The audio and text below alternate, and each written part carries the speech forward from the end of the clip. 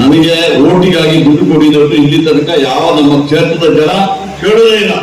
ನಿಮ್ಗೆ ಆಶ್ಚರ್ಯ ಅವರು. ಮತ್ತೆ 5 ವರ್ಷ ಕೆಲಸ ಮಾಡಿ ನಮ್ಮ ಕ್ಷೇತ್ರದ ಅಭಿವೃದ್ಧಿ ಕೆಲಸ ಮಾಡಿ. ಒಂದೊಂದು ಎಲೆಕ್ಷನ್ ಅಲ್ಲಿ ನಾನು ನೋಡೋದು ಯಾವ್ದು ಗೆದ್ದಿದೆ ಸೋತಿದೆ ನೋಡ್ತಾ ಇಲ್ಲ ನಾನು.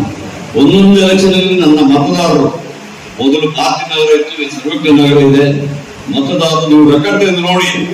ಒಂದೊಂದು ಎಲೆಕ್ಷನ್ ಅಲ್ಲಿ ಸಮೇತ ನನಗೆ ಗೆಲುವಿನ ಅಂತರ ಹೆಚ್ಚಿಗೆ ಮಾಡಿಕೊಡ್ತಾರೆ, ಮೆಜಾರಿಟಿ ಹೆಚ್ಚಿಗೆ ಕೊಡ್ತಾ ಇದ್ದಾರೆ.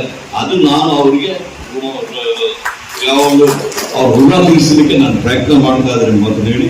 ಅದೇ ರೀತಿಯಲ್ಲಿ ಇವತ್ತು ನನ್ನನ್ನು ಇಲ್ಲಿ ಇನ್ಚಾರ್ಜ್ ಹಾಕಿದೆ, ನನ್ನ ಕೆಲಸ ಮಾಡ್ತಾ ಇದ್ದೀನಿ. ನಾನು ಒಂದು ಮಾತು ಹೇಳ್ತಾ ಇರ್ತೀನಿ, ಮುಖ್ಯಮಂತ್ರಿಗಳಿಗೆ ಹೇಳಿದೆ, ನೀವು ಚಿಕ್ಕಮಗಳೂರಲ್ಲೇ ಒಬ್ಬರನ್ನ ಮಂತ್ರಿ ಮಾಡ್ಬಿಟ್ಟು ಅವರಿಗೆ ಇನ್ಚಾರ್ಜ್ ಕೊಡ್ಬೇಕು, ನೀವು ಹೊರಗಡೆಯಿಂದ ಬಂದವರು ಇನ್ಚಾರ್ಜ್ ಮಾಡೋದು ಸರಿ ಇಲ್ಲ ಅಂತ ಮಾತನ್ನು ಸಮೇತ ಹೇಳಿದ್ದೀನಿ. ಇಲ್ಲಿ ದಕ್ಷ ನಾಯಕರು ಅದ್ರ ಸಮೇತ ಬಹುಶಃ ನೆಕ್ಸ್ಟ್ ಗುರುವಾರದಲ್ಲಿ ಅವರ ಮುಖ್ಯಮಂತ್ರಿಗಳು ಸ್ವಲ್ಪ ಸೀರಿಯಸ್ ಆಗಿ ತಗೊಂಡು ನಮ್ಮಲ್ಲೇ ಚಿಕ್ಕಮಗಳೂರಲ್ಲಿ ಒಬ್ಬರನ್ನ ಇನ್ಚಾರ್ಜ್ ಮಿನಿಸ್ಟರ್ ಮಾಡೋದು ಮಂತ್ರಿ ಮಾಡಬೇಕೆಂಬ ಮಾತನ್ನ ನಾನು ಈಗಾಗಲೇ ಮುಖ್ಯಮಂತ್ರಿ ಹೇಳಿದ್ದೀನಿ ಅಂತ ಹೇಳಿ